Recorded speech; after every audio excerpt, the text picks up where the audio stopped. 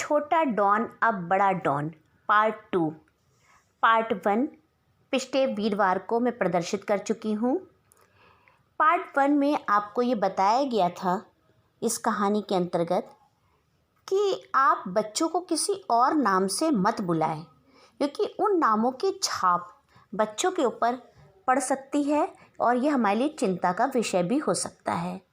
कोई बात नहीं, अब मैं आपको आज उसी कहानी का पार्ट 2 आगे सुनाने जा रही हूँ। मनु की उद्दंडता के किस्से चर्चित हो रहे थे। रिश्तेदार घर बुलाने से कतराने लगे थे। 18 साल के मन्नू को भी अब एक सरपरस्ती चाहिए थी, जिसकी छत्रछाया में वो अपने मंसूबे पूरे कर सके, पर ऐसा कोई दिख नहीं रहा था। उसके साथ के कुछ उसी की तरह के नौजवान बढ़ावा देने में पीछे नहीं थे। सारा दिन टूटी पुलिया के ऊपर बैठकर मंसूबे बनते। अब तो मन्नू को असली पिस्टल भी चाहिए थी, पर कैसे? दोस्तों ने सुझाव दिया कि छोटे छोटे दुकानदारों और रेहड़ी वालों से गुंडागर्दी करके थोड़े पैसे बनाए जाएं। एक अच्छी रकम जमा होने पर बंदोबस्त करते हैं। फिर गुंडागर्दी के लिए बाइक्स भी तो चाहिए। और हाँ, पापा और माँ इस फिजूल खर्ची के काम को बिल्कुल नहीं करेंगे। काम शुरू हुआ एक छोटी सी राहजनी से। कुछ पैसे हाथ लग गए, हौसला बढ़ गया, एक आध और भी कर ली। लिहाजा मोटरसाइकिल के पैसे तो आ गए। अब शुरू हुआ दुकानदारों पे भय और आतंक का सिलसिला। नई उम्र, लंबा चौड़ा शरीर और वजनदार आवाज़, कुल मिलाकर मन्नू बहुत जल्दी मन्नू भाई नाम से जाना जाने लगा।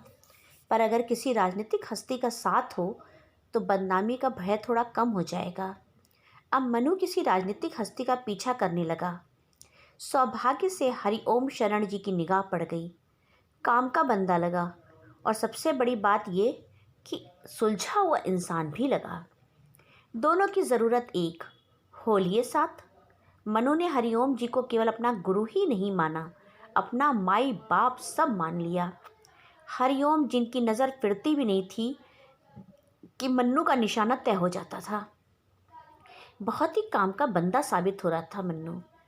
किसी ओर से भी हरिओम जी को ये नहीं लगा कि चयन गलत हुआ है। आज हरिओम जी ने उस आदमी का हुलिया बताया जिसकी गवाही से हरिओम जी को जेल की हवा तक खानी पड़ सकती थी। बस एक झलक दिखी थी। मनु को बाकी काम उसके जिम्मे। आ बेटा बैठ, चाशनी सी घुल गई मुंह में। अगर बेटे तेरे इस बाबा को जेल की हवा खानी पड़े तो तेरा क्या होगा? ऐसा क्यों कहते हो बाबा? मैं हूँ ना, आप हुक्म करो। अरे चनिया, दिखा तो जरा इसे उस भोले बाबू की फ़ोटो जिसकी गवाही से मेरी दुनिया पलट सकती है। फ़ोटो देखकर हरिओम की दुनिया पलटती या नहीं, लेकिन मन्नू की ज़रूर पलट गई। ये फ़ोटो? हाँ यार, इसी ने मेरी जान खा रखी है। मेरी कुछ फाइलें इसके हाथ लग गई। कल का सूरज ये देखने न पाए। जी बाबा। मनु आज सालों के बाद अपनी चौखट पर खड़ा किस्मत को कोस रहा था। अंदर से माँ की आवाज़ें बाहर तक आ रही थीं। हमेशा की तरह माँ तेल की शीशी लेकर पिताजी के पीछे पड़ी थी। लाओ सिर में थोड़ा तेल डाल दूँ। मन्नू ने अपना घोड़ा चेक किया और हल्की सी थाप दे दी। माँ को शायद रोज़ ही इस आहट का इंतज़ार रहता होगा, इसीलिए एक झटके से गेट खोल दिया। लहरा कर गिरती माँ को संभाल तो लिया मन्नू ने, पर पापा की निगाह का सामना करना मुश्किल था। आज जी भर कर रो लेने को दिल था। खूब रोने के बाद उसने अपनी पिस्टल पापा के सामने रख दी और सारी दुविधा भी बता दी। हर गुनाह का अंत होता है, मरकर या मारकर। पापा को तो अब देश के साथ साथ अपने बच्चे को भी सही राह दिखानी थी। आओ बेटे, सारे सबूत लेकर चलते हैं क्राइम ऑफिस, और फिर तुमको भी तो पुलिस को सौंपना है। गुनाह का पश्चाताप करके कुंदन बनकर लौटेगा अब मेरा बेटा। रिया, अब हम सब तभी राज तिलक करेंगे। अपने बेटे का हौसला बनाए रखना। दूर जाते हुए पति और बेटे को देखकर आंख धुंधली सी हो रही थी रिया की।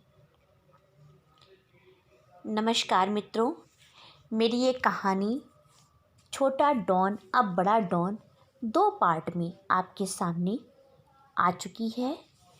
यही इसका अंतिम पार्ट था और यही इसका निष्कर्ष था। मेरे मित्रों, मेरे चैनल कहानी सुपर जंक्शन को आप देखते रहिए और सब्सक्राइब करना बिल्कुल मत भूलिए। लाइक शेयर ज़रूर कीजिए। मैं अपनी 75वीं कहानी 76वीं कहानी के साथ आपसे पुनः मिलूँगी अगले